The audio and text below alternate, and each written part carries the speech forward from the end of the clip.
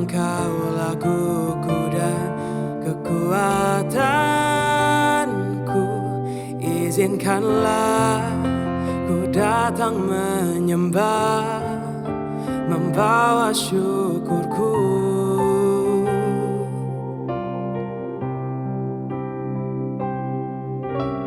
Hanya Kau tempatku berlindung,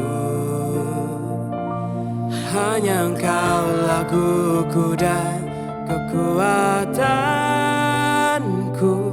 Izinkanlah ku datang menyembah, membawa syukurku.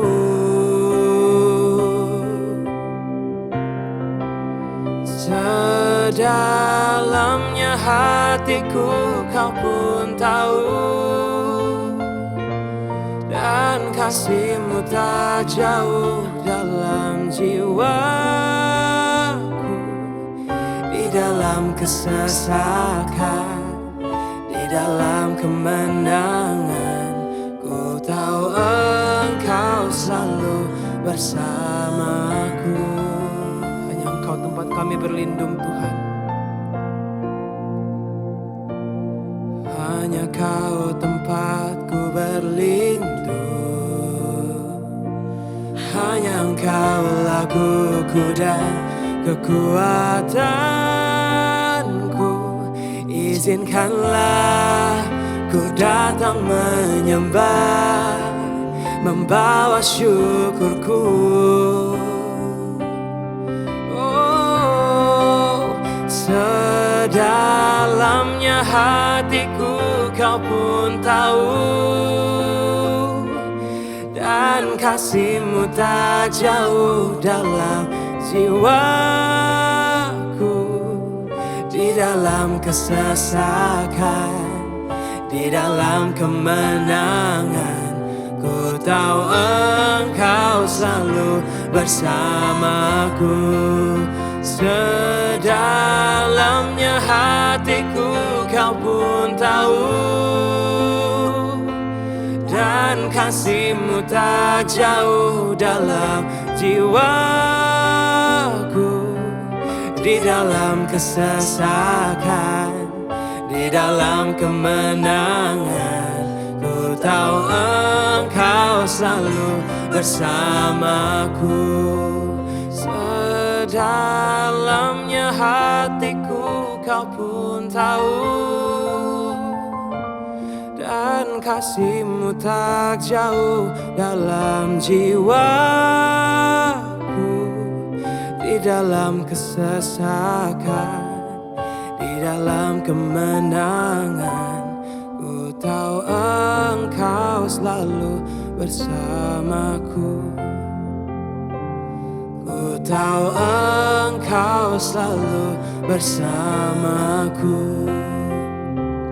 Ku tahu Engkau selalu bersamaku. Terima kasih Bapa. Haleluya. Oh Tuhan. Haleluya. Terima kasih Bapa. Oh, terima kasih Bapa. Haleluya. Haleluya. Oh,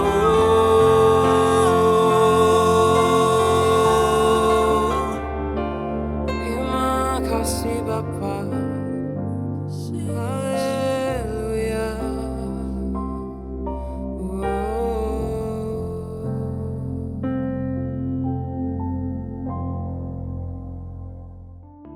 Shalom saudara, renungan Kaisab hari ini diambil dari Kejadian 8 ayatnya yang ke-20 sampai ke-21. Dikatakan lalu Nuh mendirikan mezbah bagi Tuhan. Dari segala binatang yang tidak haram dan dari segala burung yang tidak haram diambilnyalah beberapa ekor. Lalu ia mempersembahkan korban bakaran di atas mezbah itu. Ketika Tuhan mencium persembahan yang harum itu, berfirmanlah Tuhan dalam hatinya, Aku tak akan mengutuk bumi ini lagi karena manusia, sekalipun yang ditimbulkan hatinya adalah jahat dari sejak kecilnya, dan aku tak akan membinasakan lagi segala yang hidup seperti yang telah kulakukan. Setelah lebih dari 1 tahun, saudara, Nuh akhirnya bisa keluar dari bahtera yang dibangunnya. Kita tahu ceritanya Nuh bagaimana 40 hari dan 40 malam Tuhan menurunkan hujan karena ingin membersihkan bumi, istilahnya gitu, saudara ya.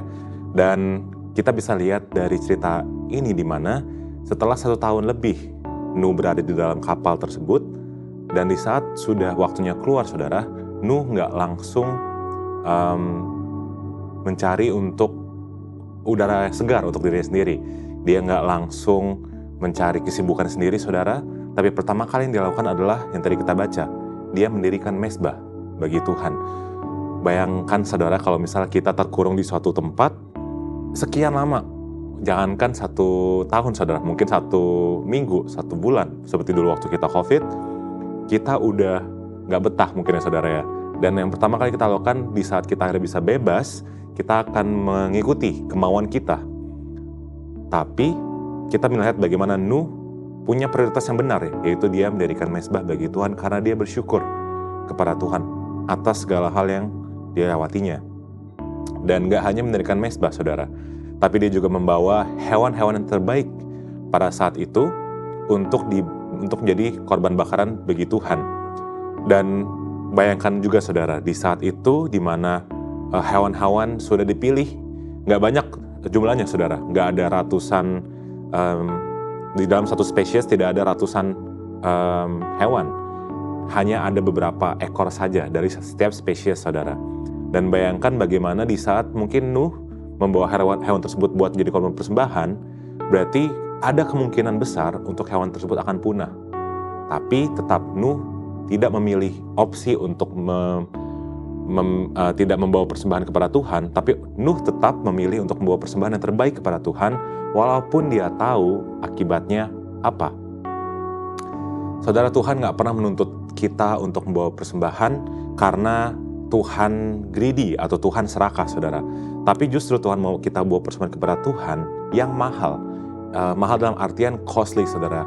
Persembahan yang mungkin menyakitkan bagi kita, korban yang persembahan yang kita bawa kepada Tuhan. Bukan seperti yang kayak, oh yaudahlah saya bawa ini aja karena memang sudah biasa. Tapi yang dibawa oleh Nuh adalah persembahan yang menyakitkan baginya. Persembahan yang costly, persembahan yang ada nilai sacrifice, saudara. Dan di sini Tuhan mengajarkan kita, karena Tuhan tahu di saat kita membawa korban persembahan bagi Tuhan, di saat kita mengorbankan sesuatu kepada Tuhan, kita sedang diproses menjadi serupa seperti Tuhan. Kenapa? Karena Tuhan juga sudah berkorban bagi kita, saudara. Jadi setiap kali kita membawa persembahan yang costly, kita mengorbankan sesuatu bagi Tuhan, kita sedang melatih diri kita untuk menjadi terus mengejar keserupaan dengan Tuhan, saudara. Dan kita lihat bagaimana dampaknya di saat kita mau persembahan yang mahal, yang costly bagi Tuhan. Tuhan senang atas persembahan yang dibawa oleh Nuh. Dikatakan di ayatnya, Tuhan mencium persembahan yang harum itu, lalu Tuhan berkata dalam hatinya, aku tak akan mengutuk bumi ini lagi karena manusia, walaupun hatinya mungkin jahat, gitu, saudara ya. Dan dari sini kita bisa melihat bagaimana pengorbanan Nuh itu menyelamatkan generasi-generasi berikutnya, saudara. Jadi perenungan kita hari ini, apakah kita sudah memprioritaskan Tuhan dalam hidup kita, sehingga kita mau membawa yang terbaik, kita mau mengorbankan sesuatu buat Tuhan.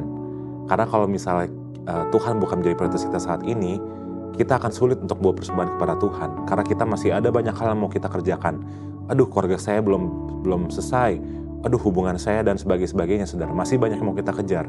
Tapi di saat kita tahu, we have the right priority, kita punya prioritas yang benar kepada Tuhan, kita nggak akan menyanyiakan waktu bersama dengan Tuhan. Seperti Nuh, di saat dia keluar dari kapal, dia langsung mendirikan mezbah. Supaya apa? Supaya dia bisa membawa persembahan kepada Tuhan.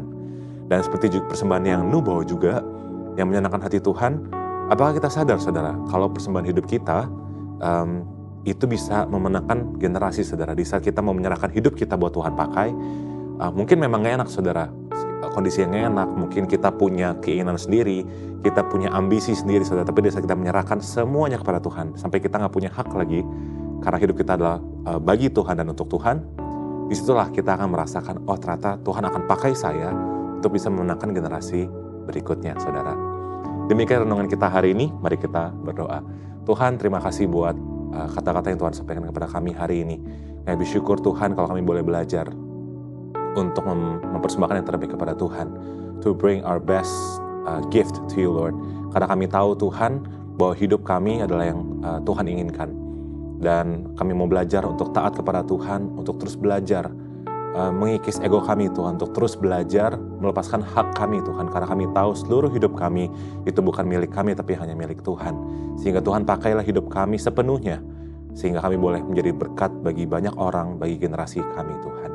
Pakai Tuhan hari ini, segala hal yang kami kerjakan hari ini, sepanjang hari ini Tuhan, biar semuanya hanya boleh menyenangkan hati Tuhan. Terima kasih Tuhan, di dalam nama Tuhan Yesus Kristus kami telah berdoa dan syukur. Haleluya. Amin. Kejadian 8. Air bah surut. Maka Allah mengingat Nuh dan segala binatang liar dan segala ternak yang bersama-sama dengan dia dalam bahtera itu. Dan Allah membuat angin menghembus melalui bumi, sehingga air itu turun. Ditutuplah mata-mata air samudera raya serta tingkap-tingkap di langit, dan berhentilah hujan lebat dari langit. Dan makin surutlah air itu dari muka bumi. Demikianlah berkurang air itu sesudah 150 hari. Dalam bulan yang ke-7, pada hari yang ke-17 bulan itu, terkandaslah bahtera itu pada pegunungan Ararat. Sampai bulan yang ke-10 makin berkuranglah air itu. Dalam bulan yang ke-10, pada tanggal 1 bulan itu, tampaklah puncak-puncak gunung. Sesudah lewat 40 hari. Maka Nuh membuka tingkap yang dibuatnya pada bahtera itu. Lalu ia melepaskan seekor burung gagak, dan burung itu terbang pulang pergi. Sampai air itu menjadi kering dari atas bumi. Kemudian dilepaskannya seekor burung merpati untuk melihat, apakah air itu telah berkurang dari muka bumi. Tetapi burung merpati itu tidak mendapat tempat tumpuan kakinya, dan pulanglah ia kembali mendapatkan Nuh ke dalam bahtera itu. Karena di seluruh bumi masih ada air. Lalu Nuh mengulurkan tangannya, ditangkapnya burung itu dan dibawanya masuk ke dalam bahtera. Ia menunggu 7 hari lagi. Kemudian dilepaskannya pula burung merpati itu dari bahtera. Menjelang waktu senja pulanglah burung merpati itu mendapatkan Nuh, dan pada paruhnya dibawanya sehelai daun zaitun yang segar. Dari situlah diketahui Nuh, bahwa air itu telah berkurang dari atas bumi.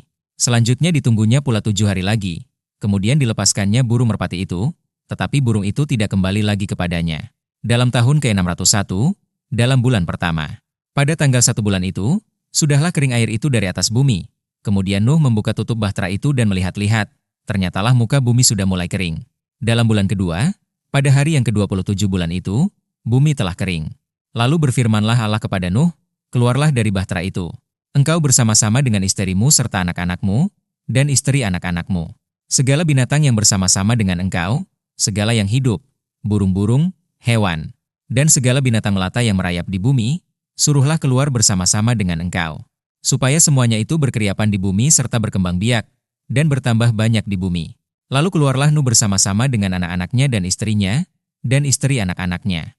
Segala binatang liar, segala binatang melata, dan segala burung, semuanya yang bergerak di bumi. Masing-masing menurut jenisnya, keluarlah juga dari bahtera itu.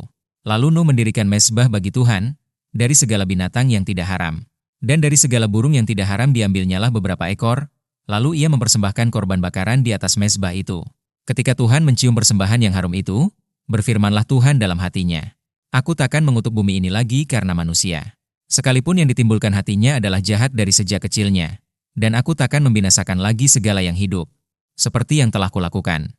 Selama bumi masih ada.